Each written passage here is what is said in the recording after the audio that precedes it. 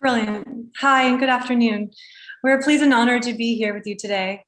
My name is Jacquelyn West. I'm a strategist, creative placemaker, and specialist in cultural place. Early on in my career, I realized the causal relationship between cultural industry success and access to space. These industries require a place to collaborate freely, create platforms of showcase, and spark public intersections. I've worked with top international artists, incredible cultural institutions, forward-thinking real estate developers, and municipalities. I bring private, commercial, and philanthropic resources together to invest in culture and Canadian creative talent. This is my friend and colleague, Lee. Hey everyone, I'm Lee. I'm an English architect and self-confessed dreamer who personally invested in the Canadian ecosystem by starting a family, a design studio, and consultancy here in 2013. Jacquelyn and I became allies and friends after working together on Stacked, Toronto's first cultural container park. We traveled to London, my birthplace, to visit equivalent cultural spaces and have spent countless hours discussing what a diverse culture and community truly means to us both, and how it could be further embraced to make Canadian cities, such as Toronto, the most sought after destinations to live in and visit. We begin the conversation in what we feel is the heart of what makes a city great, a feeling of home, of identity, of connection, of belonging, a city that is truly ours. Canadian values should be reflected and come to life in the streets of our downtowns. We believe we must make decisions based on the humans who inhabit our cities and encourage citizens to think like a community. What do we want? We remember how we felt united in the Raptors win, the feeling of pride we feel when someone takes their citizenship oath, and now how we're collectively suffering the fallouts of the pandemic and watching the severe homelessness crisis unfold across the country. We believe we have an opportunity to take bolder action in assuring cities don't leave humans behind as we strive for endless profitability. Canadian cities of the future will become the places where citizens can live freely as neighbors, thrive with opportunity here and at home, and feel motivated to invest in our collective positive future. The investment into the future of these cities must include prompt discussions and action on racial and social integration, a topic widely discussed over the last several months. But we don't need armchair support, posting black squares on social media. It's time to start by having conversations at policy level with people much like myself that have been discussing the lack of diversity at every level of existence for an entire lifetime. Jacquelyn mentioned the Raptors parade. Single-handedly, it was perhaps my proudest day as a Black man in Canada. I felt I belonged. The togetherness, the equality, bonding and combined delight, shared and embraced by all. It still brings chills, just thinking about the energy. The true nature of our city, unrefined, showed up in force and gave an insight into what could truly be.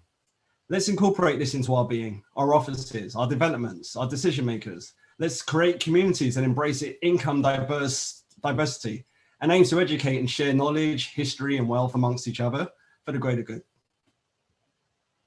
We point now to a growing concern and solution waiting to happen at the ground plane of our downtowns. Once home to neighborhood independent shops and local offerings, has developed more and more into the same homogenized amenities, marked by high rents and in some cases like Saint Denis in Montreal, Robson in Vancouver, and Yonge Street in Toronto, very high vacancies and lines of for rent and alloué signs.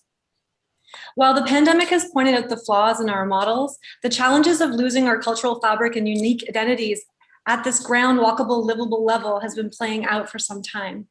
In 2015, over a course of 24 months, the neighborhood of Queen West in Toronto rapidly lost 24 out of its 27 galleries and collaborative artist spaces. The culture district was wiped of its culture.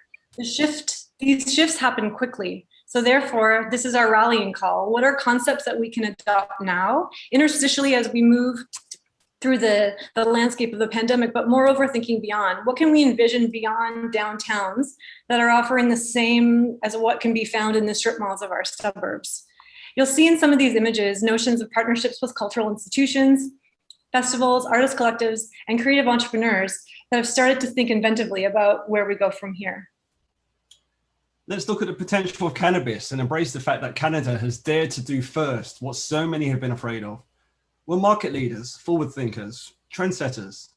I revel in telling my friends back at home about the creativity unfolding, the people of color that are equally involved, and just how cool it is, its potential is.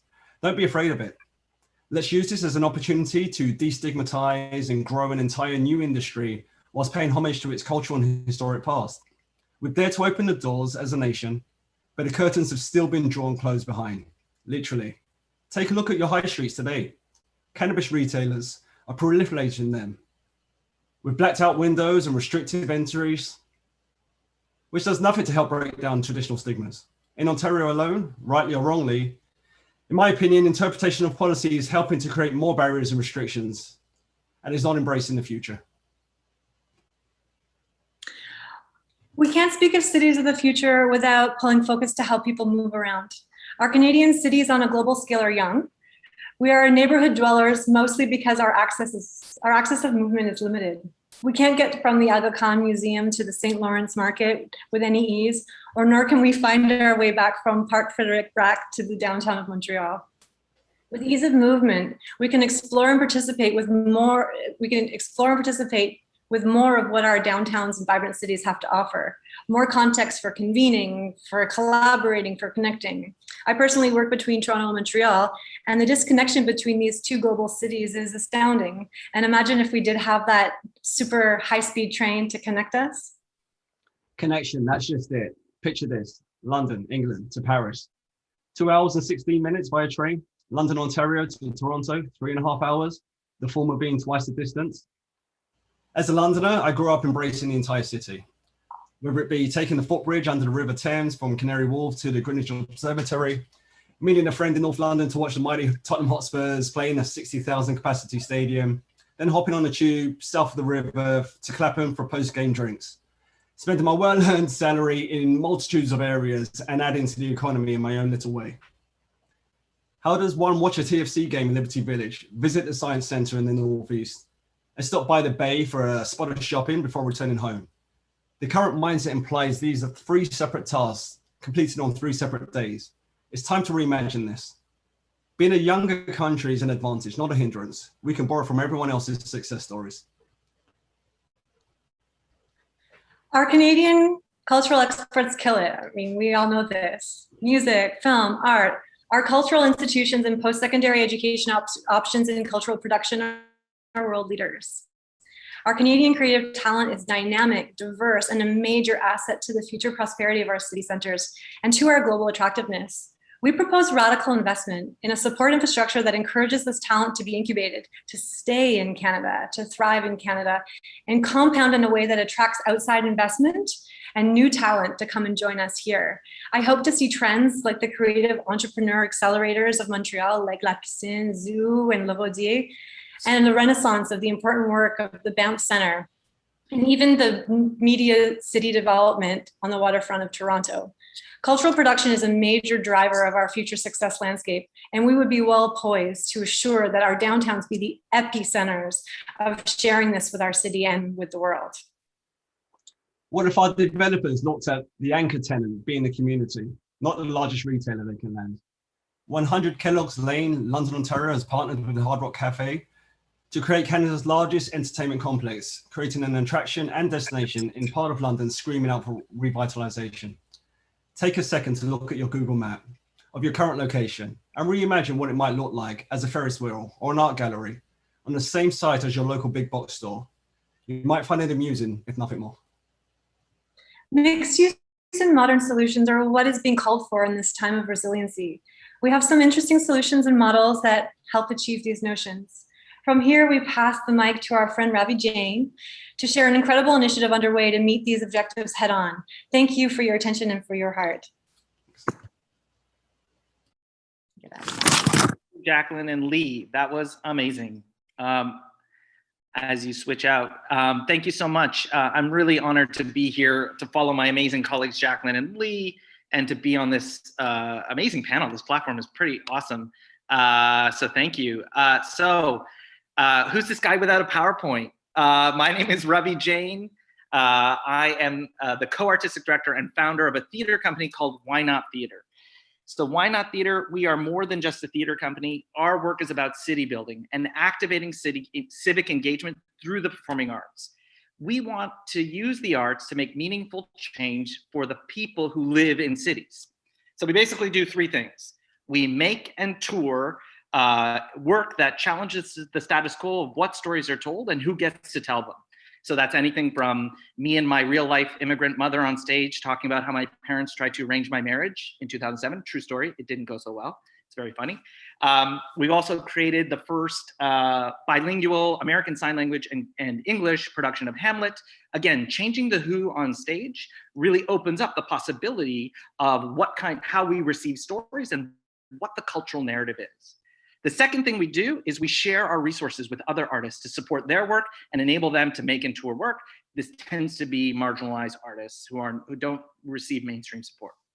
And the third major thing we do is we provoke systems change by removing the barriers of access to participation in the arts for both artists and audiences.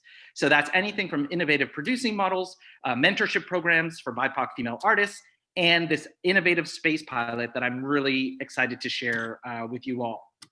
So we are unique because since 2016 to now, we achieved a ridiculous growth trajectory.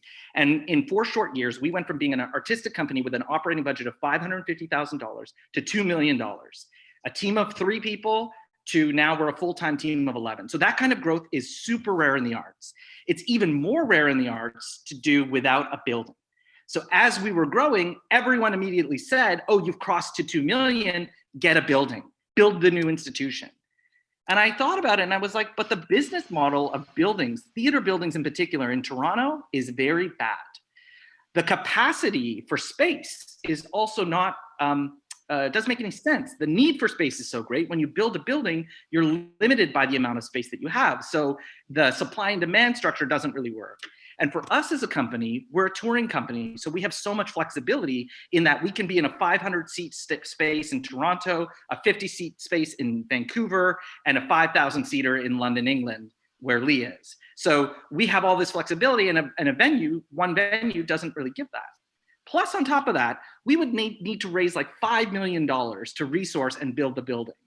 And that's crazy. That's so much money to put into one building. And so we said, there's got to be a better way to spend. If I raise $5 million, I could change all of the inequities that existed in the art sector today.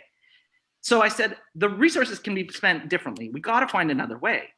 Plus, I said, look, in Toronto and most cities, there's a ton of space that is not used. What could we do with it?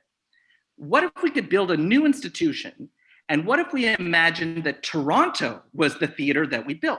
And all those empty spaces, that's our theater.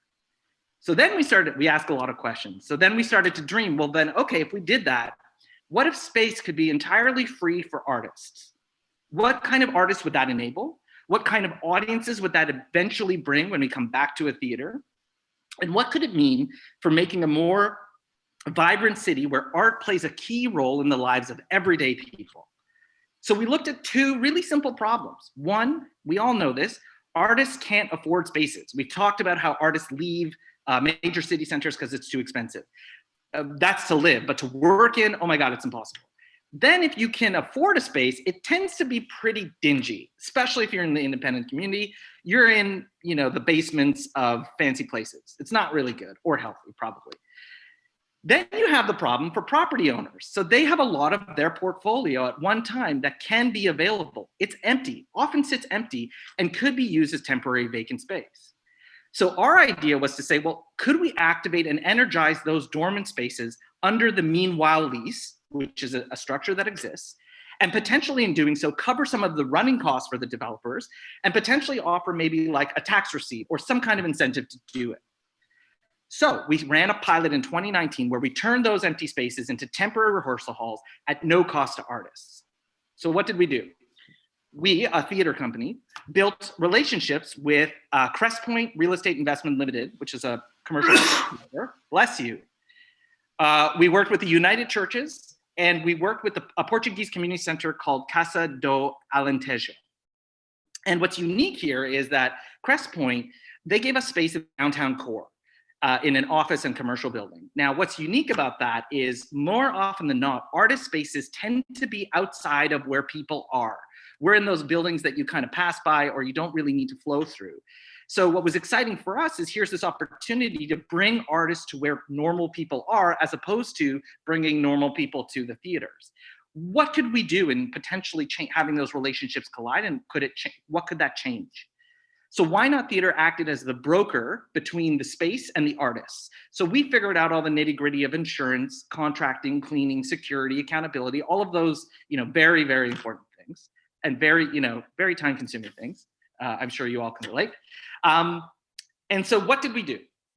We gave space away to 50 artists for free. So that amounted to about 2,500 hours of space that was given. 63% of the artists, when we asked them after the survey, they ended up using the money to increase their artist fees. So it's really amazing to think about artists who are, especially COVID is revealing, the most, the income precarity for most artists is huge. So here's a way to activate the space and get money into their pockets. So our cost was $9,000, which means that we were able to access the space for $3.50 an hour roughly. And the market value of the space we accessed was about $33,000. So it was really, and we stumbled into this, and it was really, the numbers were exciting.